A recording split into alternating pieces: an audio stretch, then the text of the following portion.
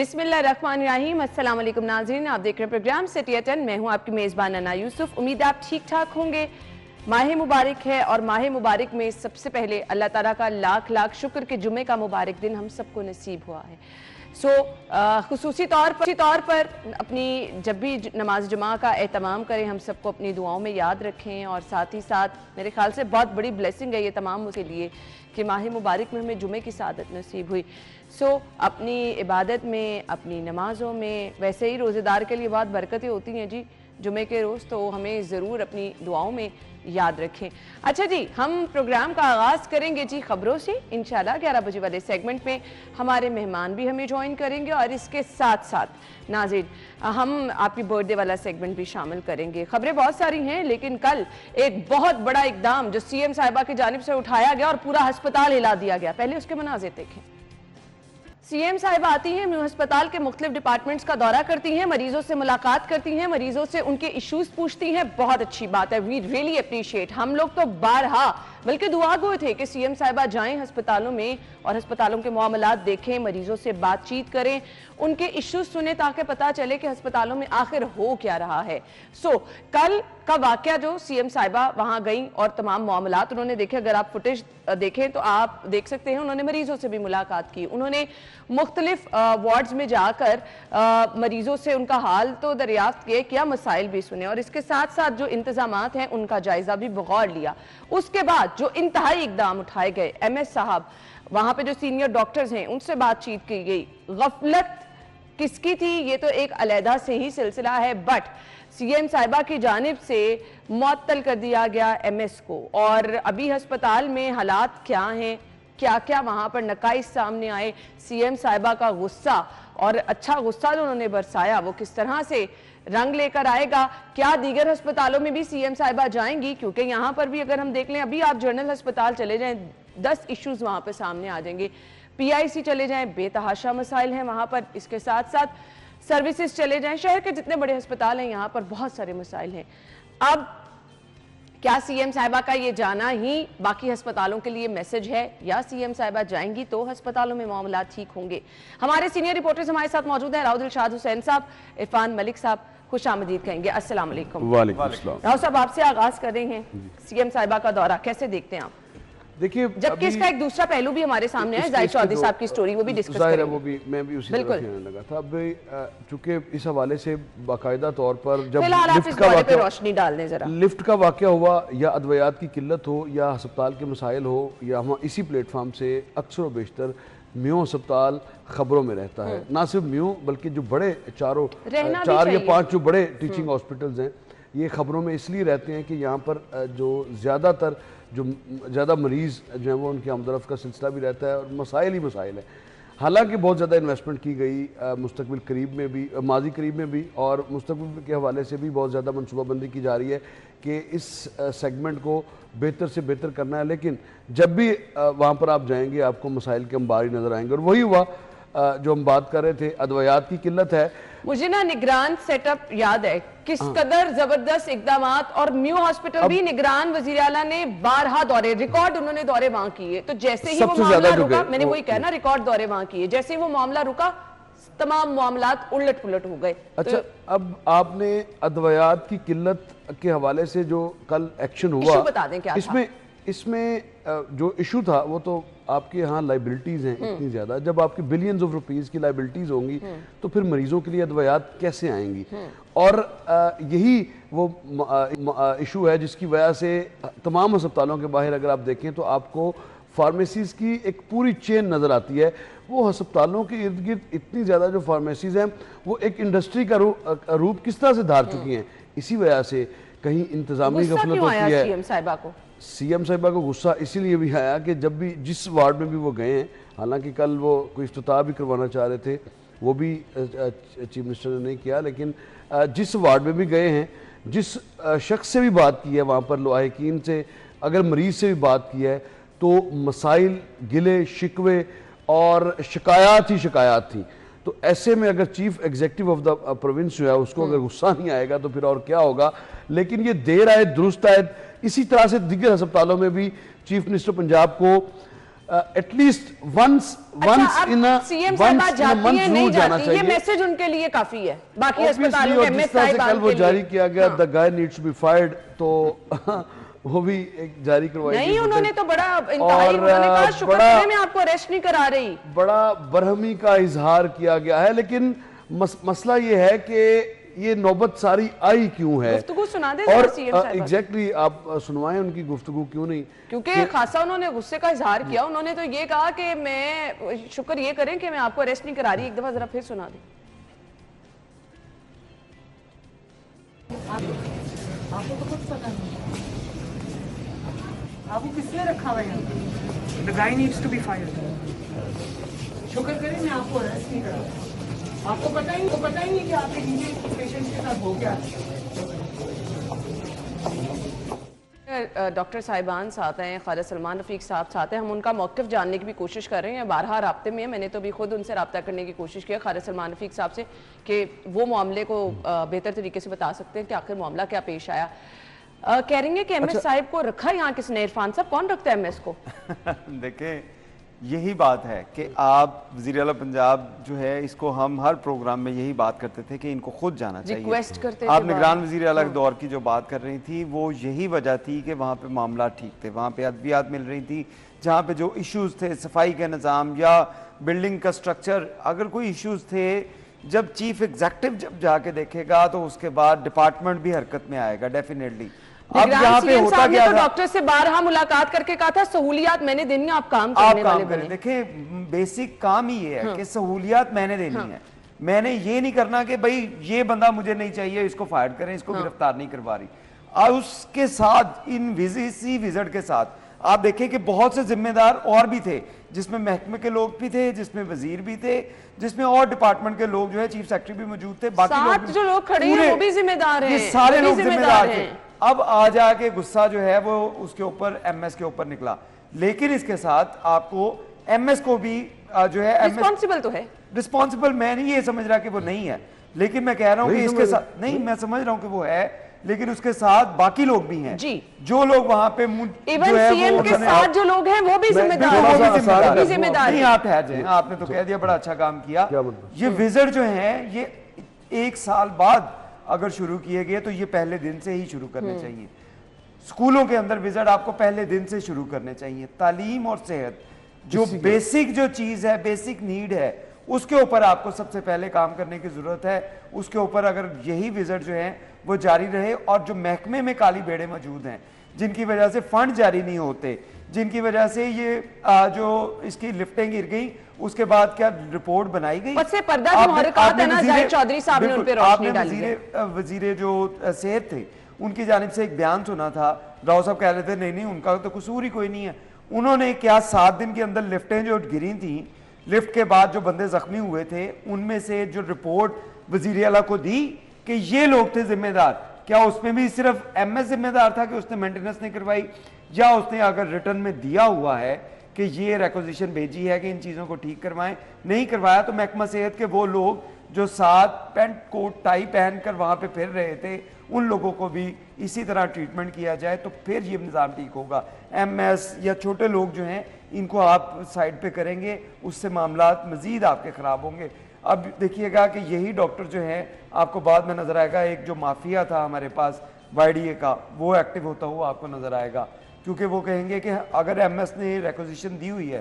جیسے زاہد چودھری کی خبر ہے کہ ایم ایس کی طرف سے تمام جو ڈاکومنٹ اور تمام جو سمریاں ہیں وہ بھجوائی گئی ہیں کہ یہ چیزیں ٹھیک کروا کے دیں یہاں پہ ادویات دیں اگر وہ پہنچی ہوئی ہیں تو پھر ہم اس کو جلد بازی کا فیصلہ کریں سی ایم کا بالکل یہ ہوگا جس وارڈ میں بھی چیف منسٹر گئی ہیں وہاں پر جو ڈاکومنٹیشن تھی وہ پوری تھی وہ کارڈک وارڈ میں بھی گئی ہیں تو ان کو بتایا گیا ہے کہ یہ سارے ایشوز تھے ان کو ایڈریس کرنے کے لیے ریکوزیشنز موجود ہیں ریکارڈ پر سب کچھ موجود ہے یعنی ایک افسر سے جب بات ہوئی کہ کیوں دوائی نہیں ہے تو وہ کہتے ہیں دوائی کو چھوڑیں سرنج نہیں ہے دیکھیں یہ آگے سے جواب یہ حالات کر گزارش یہ ہے سال کے اندر ہاسپٹل گزارش یہ ہے کہ اس کے لیے سرنج نہیں مل رہی اس ریاکشن کے پس پردہ جو محرکات ہیں زاہد چودھری صاحب کہتے ہیں بیوروکریسی نے گھما رکھا ہے سی ایم صاحبہ کو تھوڑا سا اس کو وہ اینک لگا رکھی ہے انہوں نے بیوروکریسی ہمیشہ ہم نے دیکھا عرفان صاحب کے نزلہ جب گرتا ہے تو ہسپتال کے عملے پر گرتا ہے. چوٹے اصل اس کا جو ذمہ دار ہے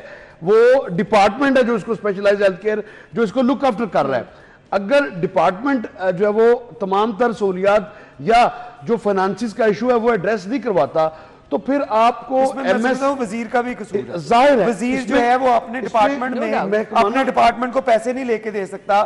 ہاسپٹل میں اگر وہ انجیکشن نہیں لے کے دے سکتا, سرنج نہیں لے کے دے سکتا, ایک ہاسپٹل نہیں ہے, چھوڑ دے.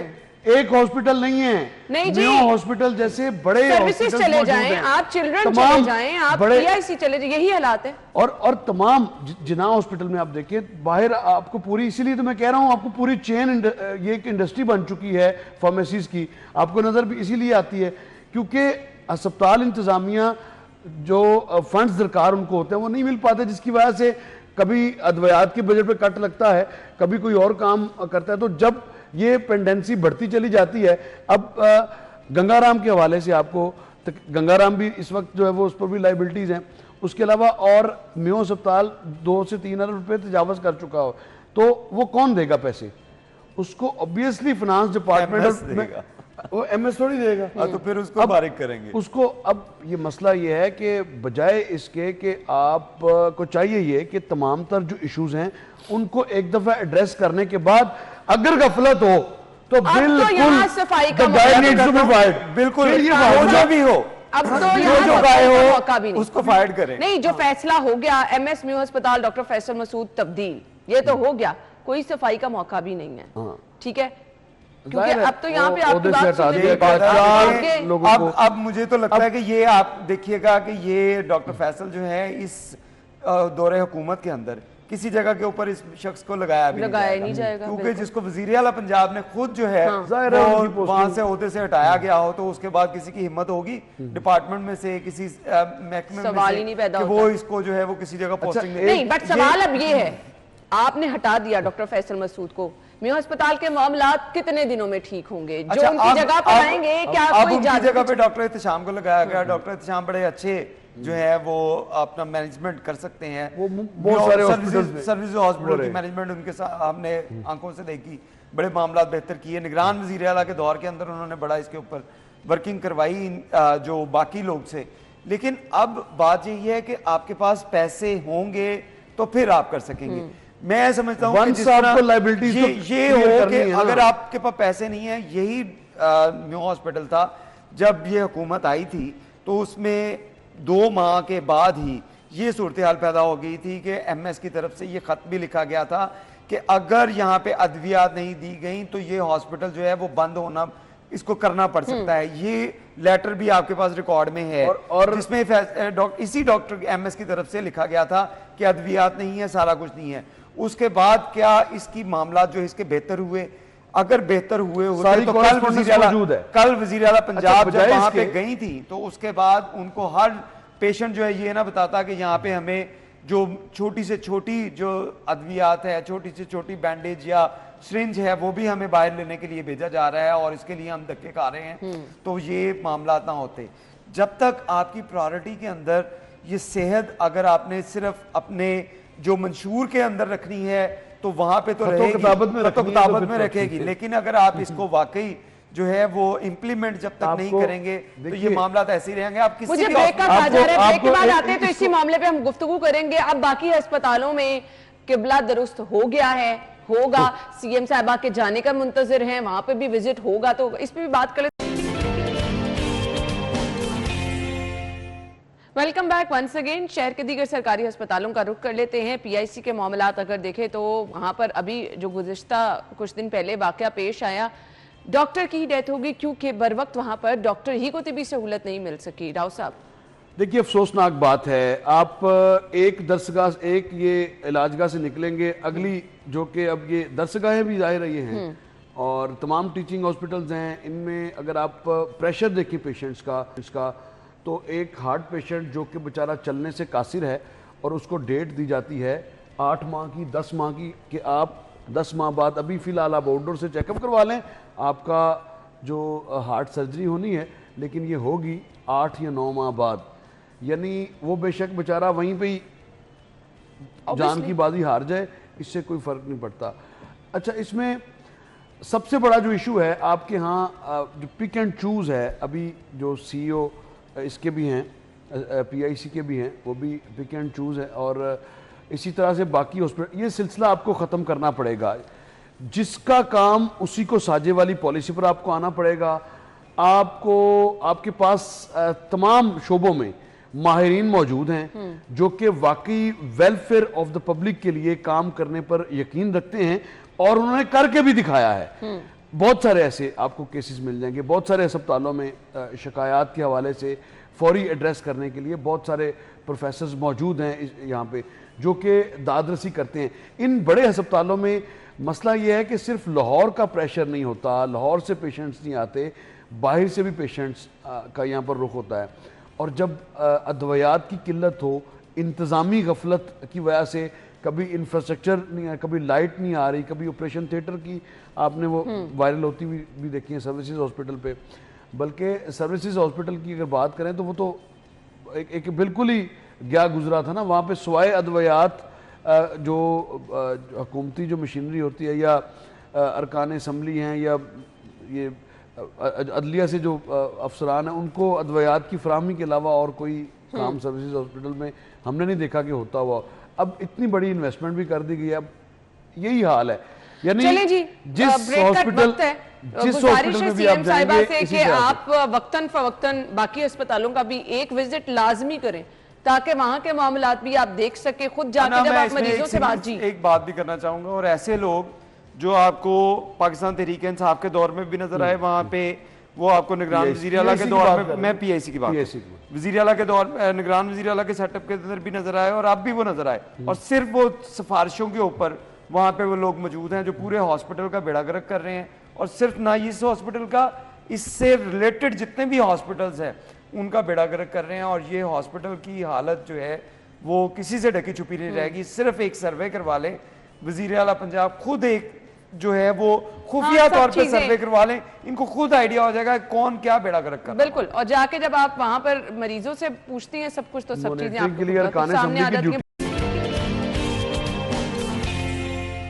Welcome back once again. ماہ مبارک ہے اور شوگر مافیا انتہائی متحرک ہے. 2 دن میں 10 روپے کلو چینی مہنگی، اور چینی سستے بازاروں میں جتنی قیمت میں مل رہی ہے اوپن مارکیٹ میں اس سے کئی گنا مہنگی مل رہی ہے. اب حکومت کا فوکس، انتظامیہ کا فوکس اگر صرف سستے بازاروں پر رہے گا تو باقی عوام کیا دو ہاتھوں لوٹتی رہے. عرفان ملک صاحب. انا مجھے تو 2016 کی ایک رپورٹ یاد ہے جب وزیر اعلیٰ پنجاب تھے میاں محمد شہباز شریف صاحب. انہوں نے جو ڈائریکٹر ایف آئی اے تھے، اب کے موجودہ آئی جی جو ہے وہ تب ڈائریکٹر عثمان انور صاحب ڈائریکٹر ایف آئی اے تھے، انہوں نے شوگر مافیا کے اوپر تب سے کام کروایا. رپورٹ بنوائی گئی اور اس میں بتایا گیا کہ 1 روپیہ جب شوگر مافیا جو ہے شوگر مل مالکان 1 روپیہ چینی کی قیمت بڑھاتے ہیں تو 55 ارب روپیہ ان کی جیبوں میں جاتا ہے 1 روپیہ بڑھانے پر. اور اب تو صورتحال یہ ہے کہ یہ چینی جو 130 روپے اگر مارکیٹ میں ریٹ سرکار دے رہی ہے تو چلیں یہ 150 روپے ہوگی مارکیٹ میں، اور 180 روپے کی بک رہی ہے تو 30 روپے پروفٹ. یہ میں رفلی آئیڈیا کہہ رہا ہوں. تو کتنے ارب جو ہیں وہ ان لوگوں کی جیب میں جاتے ہیں. اور یہ جو لوگ کتنے ہیں، یہ گنے چنے خاندان ہیں، گنے چنے خاندان. آپ فنگر ٹپس کے اوپر گن سکتے ہیں کن لوگوں کی شوگر ملز ہیں. اور یہ لوگ بلینئر، مطلب کہ نام جو سارے حکومت میں بیٹھے ہوئے ہیں، کوئی بھی ایسا نہیں ہے، سارے کے سارے حکومت میں بیٹھے ہوئے ہیں، کوئی ایک بندہ باہر نہیں ہے. وہ تمام کے تمام لوگ. تو پھر یہ مافیا کون ہے؟ پھر یہ مافیا وہی ہے جو حکومت میں بیٹھا ہوا ہے. تو پھر یہ اچھا، اس کے 2 پہلو ہیں. اس کے 2 پہلو ہیں. ایک تو شوگر جو پروڈیوسرز ہیں ماشاءاللہ سے وہ سارے شوگر کے مریض ہیں. اور انٹرسٹنگ بات یہ ہے کہ کچھ عرصہ کے لیے موقع ملا یہ بیٹ کرنے کا جب ری شفلنگ ہوئی تو اچھا میں نے اس کو سمجھنے کی کوشش کی کہ آخر ہوتا کیا ہے. مارکیٹ سے ایک دم سے چینی جو ہے وہ غائب بھی ہوتی ہے اور پھر پرائسز بھی زیادہ ہوتی ہیں. اکبری منڈی کے ایک سینئر جو ٹریڈر تھا اس سے بات ہوئی تو اس نے کہا یار شارٹیج کی کیا بات کرتے ہیں، ابھی آپ 2 بلین روپیز اگر آپ کے پاس ہیں تو صبح چینی آ جائے گی آپ کے پاس. شارٹیج کس بات کی؟ شارٹیج کوئی نہیں. پھر ریٹ کیوں کہتے ہیں یہ شارٹیج پیدا کی جاتی ہے اور یہ جو آپ نے سنا تھا کہ واٹس ایپ گورننس بزدار صاحب کے دور میں بڑی بات ہوتی تھی, یہ ساری گیم واٹس ایپ گروپس کی ہے. اس پر ایف آئی اے نے بھی اس کے اوپر ایف آئی اے سے کام کروایا گیا, ایف آئی اے نے ان پر کریک ڈاؤن کیا ہے. اس میں دو پہلو ہیں. ہمیشہ شوگر ملز زیادہ ڈسکس ہو جاتی ہیں اور ان سے اگلے جو کارٹلز ہیں جو انویسٹمنٹ کرتے ہیں اور جو حقیقی معنوں میں ریٹ نکالنے کا سبب بنتے ہیں, ان کی طرف توجہ جاتی نہیں. فوری طور پر جو توجہ ہے وہ چونکہ چند لوگ ہیں جو شوگر پروڈیوسرز ہیں اور وہ ہیں بھی باثر فیملی ساری. اب چاہیے یہ کہ کم از کم ان کو تو ہر حال میں اپنا کردار ادا کرنا چاہیے کہ ایسی کون سی بات ہے کہ ماہ سیام میں ہم ماہ سیام مبارک کی بات کرتے ہیں تو وہ کہتے ہیں کارٹل آپس میں ایک دوسرے کو مبارکباد دیتے ہوئے آ گئے جی ساڈا مہینہ آ گیا. تو یہ جو لمحہ فکریہ ہے اس کے لیے اب صرف 1 روپے کی بات کی ہے عرفان صاحب نے کہ وہ 55 بلین جو ہے وہ سارا کچھ. مجھے اب صرف یہ بتا دیں اس میں انتظامیہ کا رول کیا ہونا چاہیے. اس میں وزیر اعلیٰ پنجاب جو ہے, میں پنجاب کی اگر بات کر رہا ہوں, پنجاب کے حوالے سے آپ چاہ رہے ہیں سی ایم صاحب ادھر بھی کسی کو معطل کریں؟ معطل نہیں کریں, شوگر کین کمشنر کو پابند کریں, اس کو لٹکا دیں اور اس کو پابند کریں اگر جو ایکس مل ریٹ پہ نہیں آتی, ایکس مل ریٹ پر. اور یہ جو کارٹل ہے جس کی میں واٹس ایپ گروپ کی بات کر رہا ہوں, اس کارٹل کے خلاف ان کو ہاتھ ڈالنا پڑے گا آپ کو, خواہ کچھ بھی ہو. ادروائز یہی وہ لوگ ہیں جو شوگر ملز مالکان کی بدنامی کا باعث بھی بنتے ہیں. پیسہ وہ کماتے ہیں لیکن اس میں تمام تر جو نظریں ہیں وہ شوگر ملز پروڈیوسرز کی طرف وہ بھی بہت پیسہ کماتے ہیں, ان کے ہی لوگ ہیں, انہی کے لوگ ہیں. کوئی شک نہیں ہے عرفان صاحب, اس میں کوئی شک نہیں ہے. لیکن جو شوگر پروڈیوسر سے میجر سٹیک ہولڈرز وہ ہول سیلرز ہیں. چلیں جی, سی ایم صاحبہ سے ریکویسٹ ہے کہ اس معاملے کو ذرا خود دیکھیں اور عوام کو ریلیف پہنچائیں. ادروائز آپ یہ جو سستے بار ریلیف دے رہے ہیں اس کا فائدہ کیا ہوگا جب عوام جنہوں نے اوپن مارکیٹ سے چینی لینے جانی ہے وہی پریشان رہیں گے. Welcome back. اپڈیٹ آپ تک پہنچانی ہے. محکمہ داخلہ کی جانب سے فہرست جاری کی گئی ہے غیر رجسٹرڈ خیراتی اداروں اور کالعدم تنظیموں کی. مزید تفصیلات کے لیے کیسر کھوکھر صاحب سے رابطہ کیا ہے. کھوکھر صاحب, خبر کی تفصیل بتائیے. جی بالکل, محکمہ داخلہ حکومت پنجاب نے کالعدم تنظیموں اور غیر رجسٹرڈ تنظیموں کی ایک لسٹ جاری کیا ہے اور عوام کو خبردار کیا ہے کہ کسی بھی کالعدم تنظیم جو یا غیر رجسٹرڈ جو تنظیم ہے اس کو چندہ, زکوٰۃ, خیرات, صدقات نہ دیے جائیں. اس حوالے سے وارنٹ جاری کی گئی ہے اور اگر کوئی کالعدم تنظیم یا غیر رجسٹرڈ ادارہ چندہ یا خیرات مانگتا ہے. جی آپ کا بہت شکریہ. کیسر کھوکھر صاحب ہمارے ساتھ موجود تھے اور تفصیلات سے آگاہ کرے تھے. ناظرین, پروگرام کے اس حصے میں ماہ مبارک کی مناسبت سے آج پہلا جمعہ ہے اور جمعے کے دن برکات سمیٹنے کا اس سے بڑا طریقہ کیا ہو سکتا ہے کہ نبی کریم صلی اللہ علیہ وآلہ وسلم کی ثنا بیان کی جائے. نعت رسول مقبول صلی اللہ علیہ وآلہ وسلم کی سعادت حاصل کرنے کے لیے نعت خوان ہمارے ساتھ موجود ہیں. حافظ سید ثقلین حیدر صاحب, انہیں اپنے پروگرام میں خوش آمدید کہیں گے. السلام علیکم. وعلیکم السلام. بہت بہت شکریہ. نعت کی سعادت حاصل.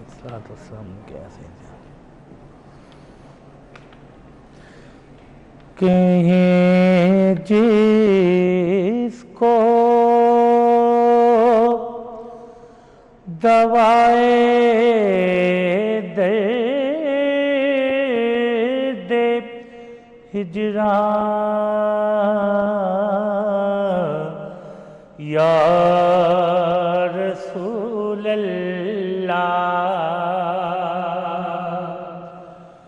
کہیں جس کو دوائے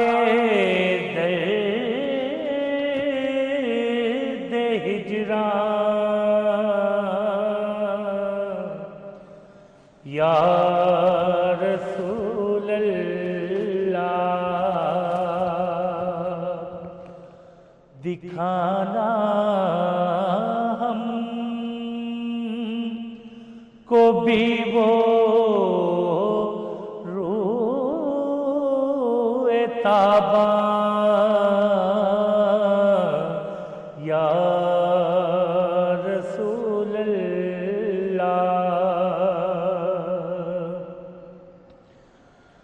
کبھی تو رحم آ جائے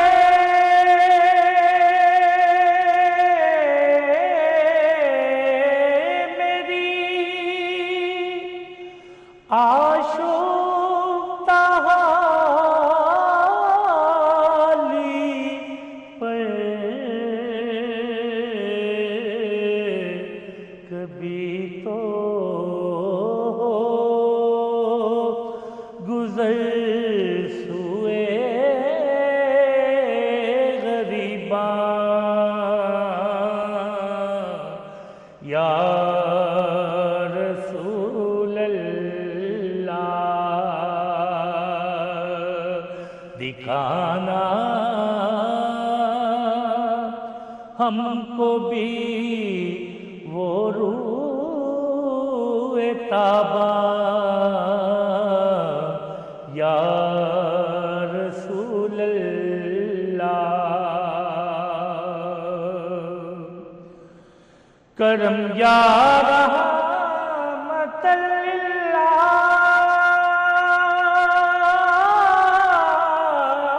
लिल्लालमीन या शाफ़े महशर के है खाली अमल से मेरा दामा या रसूल अल्लाह के है खाली अमल से मेरा दामा या रसूल अल्लाह किया है नाम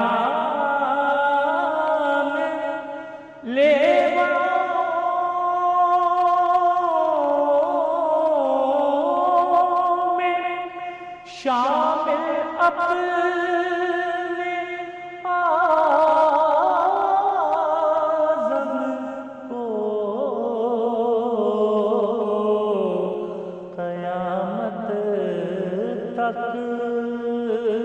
न भूलूंगा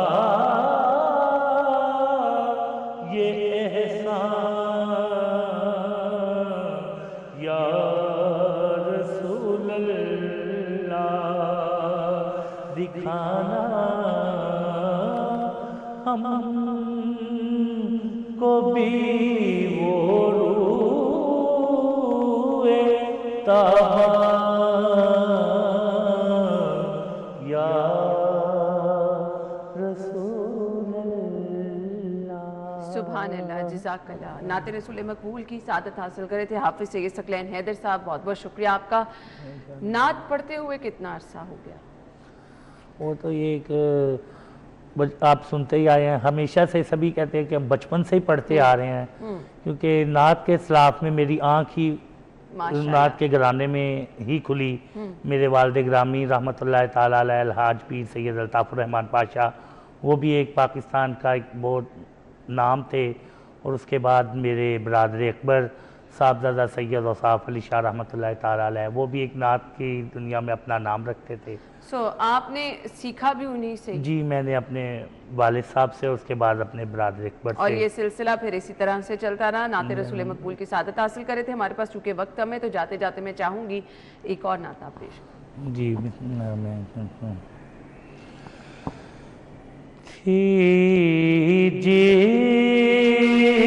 जिसके मुक़द्दर में गदाई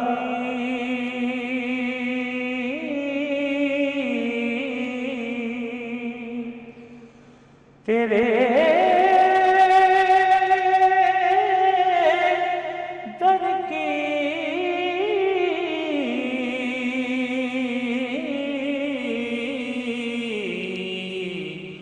कुदरत ने उसे राह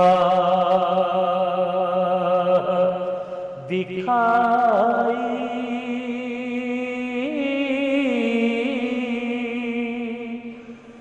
तेरे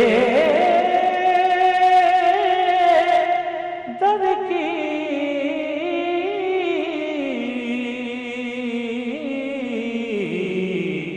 थी जिसके मुकद्दर में है तो सबाब तेरी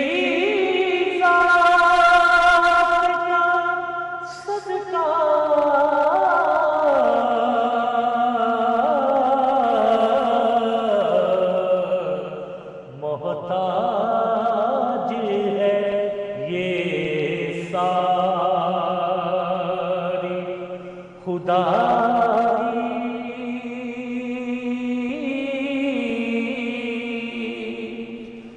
तेरे दर की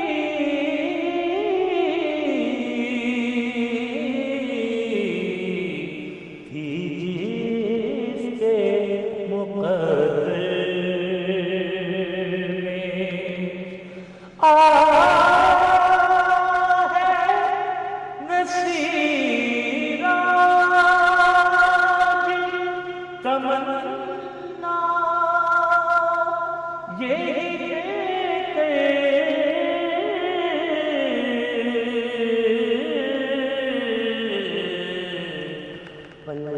पलकों से किए जाए सफा।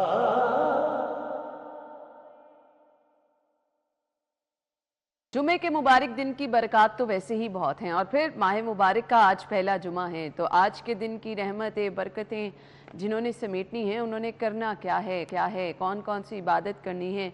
नमाज जुमा का एहतमाम करें तो इसके साथ साथ आप कौन सी इबादत कर सकते हैं जिसका आपको बहुत ज़्यादा सवाब मिलेगा। रोज़े की हालत में रोज़ेदार के लिए अल्लाह ताला ने वैसे ही बहुत सारे करमात रखे हैं। हमारे मेहमान हमारे साथ मौजूद हैं अल्लामा एहसन उवैस साहब, उन्हें अपने प्रोग्राम में खुश आमदीद कहेंगे। अस्सलाम वालेकुम अल्लामा साहब। वालेकुम अस्सलाम रहमतुल्लाह। बहुत बहुत शुक्रिया, जुमा मुबारक आपको। आज के दिन की बरकत क्या है? बिस्मिल्लाहिर्रहमानिर्रहीम। जुमातुल मुबारक अपने जुमा होने पर ये लफ्ज़ जमा से है, यानी अल्लाह रब्बुल इज़्ज़त जो 6 दिन के अंदर जितनी रहमतें वो एक एक दिन में निछावर करता है वो जुमा के दिन इकट्ठा पूरे जुमा के दिन पर निछावर फरमा देता है। और फिर रमज़ानुल मुबारक की बरकतें एक एब्सोल्यूट आइडियल सिचुएशन है इंसान मोमिन के लिए, ईमान वालों के लिए, मुसलमानों के लिए। जैसे इंसान सोचता रहता है ना कि एक आइडियल सिचुएशन मिले तो मेरे पास इतने पैसे आ जाएं, इतने रकबा आ जाए, इतना मकान आ जाए, इसी तरह इंसान रूहानी तौर पर भी सोचता है कभी कभी अल्लाह से। जब दुनिया में गुम हो जाता है या दुनिया के कामों में इतना फंस जाता है तो कहता है मालिक अगर शैतान कहीं बंद हो जाए ना तो इसके वसवसों से बच जाऊं, फिर मैं तेरी इबादत बड़ी करूंगा। फिर कहता है कि अगर दोज़ख का खतरा ना हो और इसका डर और खौफ ना हो तो फिर तेरी बड़ी इबादत करूंगा। अल्लाह रब्बुल इज़्ज़त ने ये सारी चीजें रमजान में पूरी कर देता है। शैतानों को भी कहता है सुलसिलती शयातीन, कि फरिश्तों को हुक्म देता है शैतानों को जंजीरों में जकड़ दो, और फिर ऐलान फरमाता है कि रमज़ानुल मुबारक में ये जो मेरी दोज़ख है गुल्लिकत अब्वाबु जहन्नुम, इसको भी ताले लगा दो, जंजीरें लगा दो, मेरे बंदे इससे डर ना जाएं। फुतिहत अब्वाबुल जन्नह, जन्नत के दरवाजे खोल देता है। और फिर ऐलान करता है 11 महीने जो हैं हम रहमत को ढूंढते हैं, ये 12वां महीना ऐसा है जिसमें रहमत हमें ढूंढ रही होती है। तो उसमें जुमा के साथ जो अटैचमेंट आ जाती है उससे फिर हुजूर अलैहिस्सलाम की हदीस के मुताबिक रमज़ान में अल्लाह रब्बुल इज़्ज़त एक नेकी का अजर 70 गुना से 700 गुना तक बढ़ा देता है। और फिर यहाँ तक वल्लाहु युदाइफु लिमन यशा, अल्लाह फरमाता है मैं इससे भी ज़्यादा बढ़ा सकता हूँ। जिसका जितना सिद्क होगा, जितना इखलास होगा, जितनी प्योरिटी होगी और जितनी उसकी खालसियत होगी, अल्लाह उसके सदके उसको अजर अता फरमाता जाता है। और फिर जुमा के दिन ख़ास तौर पर चूँकि जमा हो गया, पहली चीज़ हुजूर अकरम सल्लल्लाहु अलैहि वसल्लम ने फरमाया कि जुमा यौम शहूद है। यौम शहूद का मतलब यह है कि फरिश्ते इसमें गवाह बनते हैं स्पेशली। तो हुजूर ने फरमाया मुझ पर कसरत से इसमें दरूद पढ़ा करो। तो दरूद बर नबी मोहतरम अलैहिस्सलातु वस्सलाम जो है, और सहाबा ने अर्ज़ की या रसूल अल्लाह अब तो हम पेश करते हैं तो आप हमारे सामने हैं, हम देख रहे हैं, बिला हिजाब आपकी ज़ियारत कर रहे हैं। जब आपका या इस दुनिया से चले जाना विसाल हो जाएगा तो फिर हम आपकी ज़ियारत कैसे करेंगे, आप पर दरूद कैसे पहुंचेगा। तो आका सल्लल्लाहु अलैहि वसल्लम ने इरशाद फरमाया, सियाह सित्ता की हदीस है ان اللہ حرم علی الارض ان تأکل الاجساد الانبیاء فنبی اللہ حی و یرزق، کہ بے شک اللہ نے زمین پر حرام کر دیا ہے کہ وہ نبیوں کے جسموں کو کھائے۔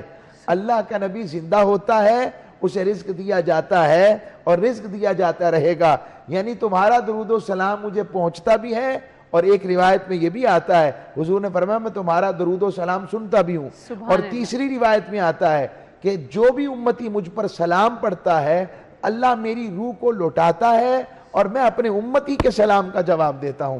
اب یہ اور کب یہ تاجدار کائنات صلی اللہ علیہ وسلم کے فرامین اس میں آ رہے ہیں۔ اب آ جائیں جمعہ کی دوسرے درود پاک کے علاوہ، درود پاک کو ویسے تو سید الاستغفار دعائیں موجود ہیں مسنون، مگر درود پاک خود سید الاستغفار ہے، سب سے بڑا استغفار کی دعا، اور ان کا سردار خود بھی درود پاک ہے۔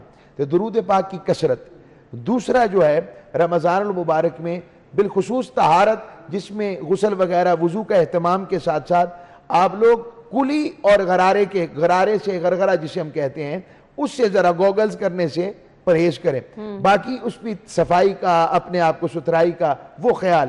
اور تیسرا قرآن مجید فرقان حمید کے ساتھ اپنا تعلق بالخصوص، جس میں عرض کر رہا ہوں کہ سورہ الکہف کی تلاوت شریف، باقی خوشبو لگانا، اپنے آپ کو تیار کرنا، اور اللہ کی بارگاہ میں عجز و نیازی سے رہنا، اور لوگوں سے جھوٹ نہیں بولنا، اس عادت سے پورا ہو جائے گا۔ یہ جمعہ کی ساری چیزیں ہیں، اہتمام سے جمعہ پر پہنچیں، پہلے پہنچیں، پہلے والے کو اللہ نے فرمایا پہلے آئیے پہلے پائیے، کتنا اجر بھی زیادہ ہے۔ یہ جمعے کی چند چیزیں، کثرت قرآن کی تلاوت، کثرت درود و سلام کی کثرت، اور لوگوں سے اچھے اخلاق کے ساتھ، اور غسل اور خوشبو اور مسجد کے اندر اولیت سے پہنچنا، یہ خاص چیزیں ہیں جس کو آپ عام کر لیں۔ باقی آپ جتنا گر ڈالتے جائیں، جتنا مرضی قرآن پڑھیں، جتنا مرضی حدیث پڑھیں، جتنا مرضی علم پائیں، جتنی مرضی چیزیں سیکھیں، وہ آپ کے اوپر زیادہ ہے۔ تو اتنا بھی کر لیا جائے سارے دن میں تو یہ بہت بڑی بات ہو جائے گی۔ یہ جمعہ کی چند فضیلتوں کے حوالے سے میں نے آپ کے سامنے بات کی۔ جمعہ کے مبارک دن کے حوالے سے علامہ صاحب نے بتا دیا کہ آپ کیا کر سکتے ہیں۔ اچھا جی، ہم نے بھی بریک لینی ہے، اور بریک کے بعد وہ چیزیں جو کہ اکثر روزہ دار پریشان بھی رہتا ہے، سوچتا بھی رہتا ہے، اس پہ ہم کچھ بات کریں گے۔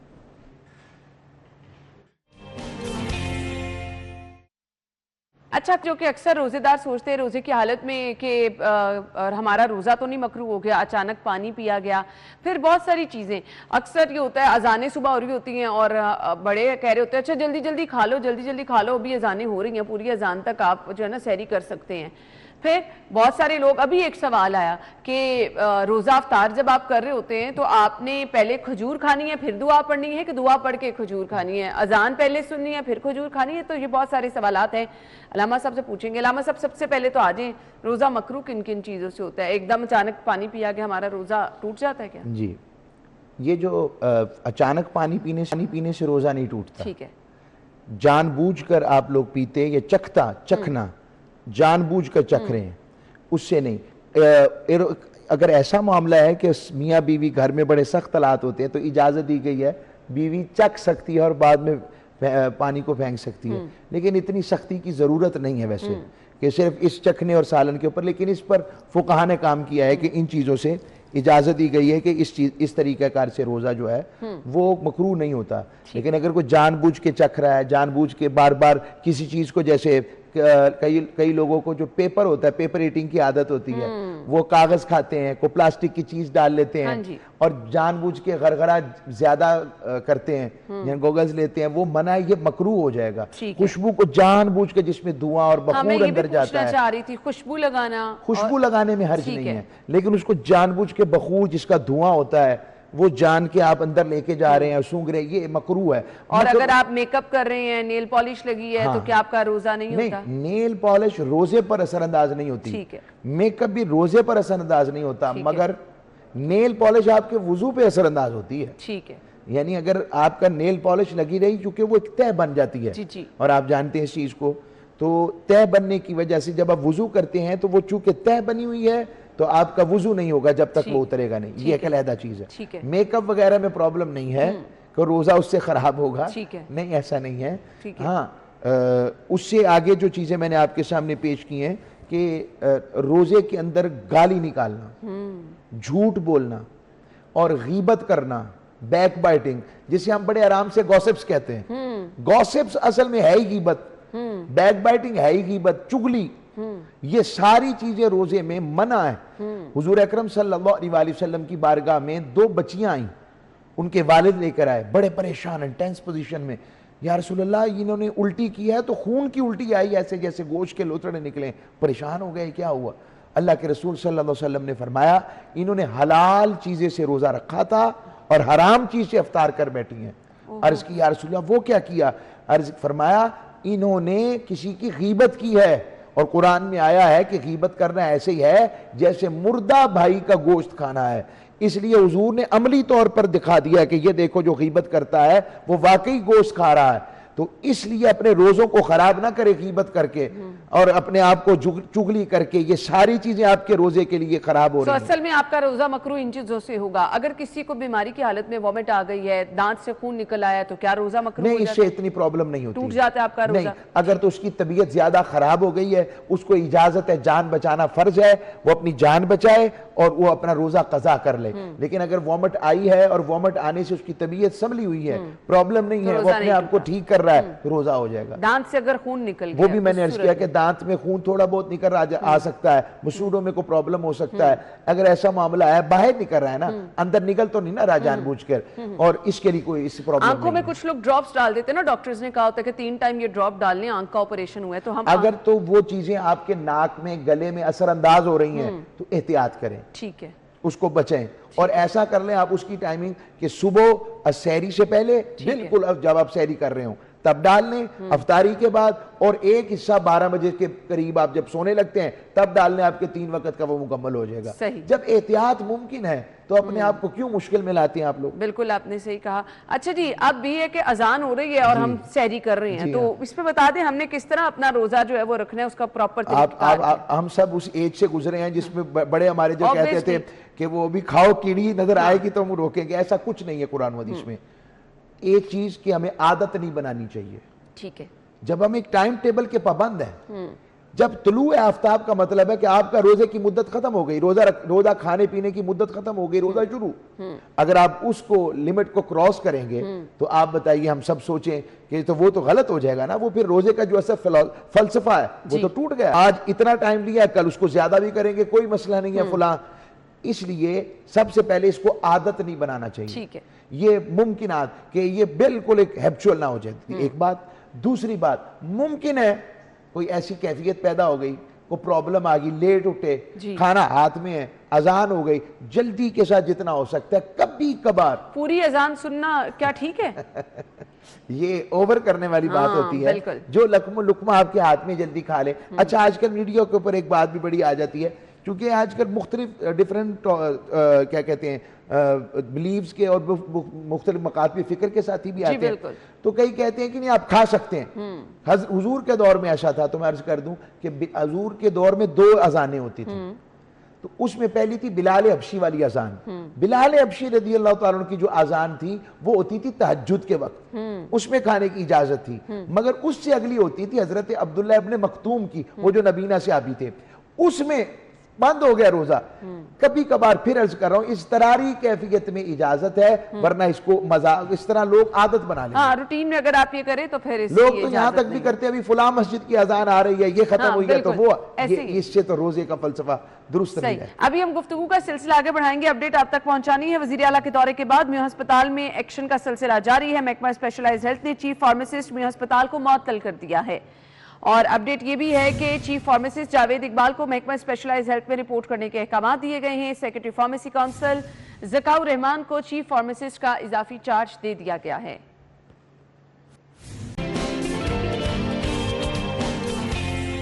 خوش آمدید، علامہ صاحب ہمارے ساتھ موجود ہیں۔ علامہ صاحب، روزہ افطار کیسے کرنا ہے؟ کیا آذان کی آواز سننی ہے کہ وقت پر آپ نے دعا پڑھ کے کھجور کھا لینی ہے؟ کھجور کھانے سے پہلے دعا پڑھنی، کیا طریقہ کار ہے؟ ہمیشہ جو ہے نا دعا سے پہلے ہی دعا پہلے پڑھی جاتی ہے، ٹھیک ہے، اور پھر کھجور یا روزہ افطار کرتے ہیں۔ پوری دعا آپ نے پہلے دعا پڑھ لیں گے، دعائیں بھی پڑھ سکتے ہیں، ٹھیک ہے۔ اور اذان کا تعلق اس لیے ہوتا ہے کہ آپ نے جس ترتیب سے روزہ رکھا ہے اسی ترتیب کے مطابق اسی وقت میں ہی افطار کریں۔ اگر چینل کی اذان کے مطابق رکھ رہے ہیں تو چینل کے مطابق افطار کریں. ٹھیک ہے. اور اگر آپ گھر کی مسجد کے جو آپ کے قرب کے اندر ہے نیبرہڈ میں اسی آواز پہ افطار اور روزہ رکھ رہے ہیں تو افطار بھی بہتر ہے اس سے کریں. دوسرا ٹائمنگ ایڈجسٹمنٹ ہے, بہتر ہے ٹائم کو تھوڑا سا 1-2 منٹ میں روک لیں پھر پڑھیں تاکہ تسلی ہو جائے.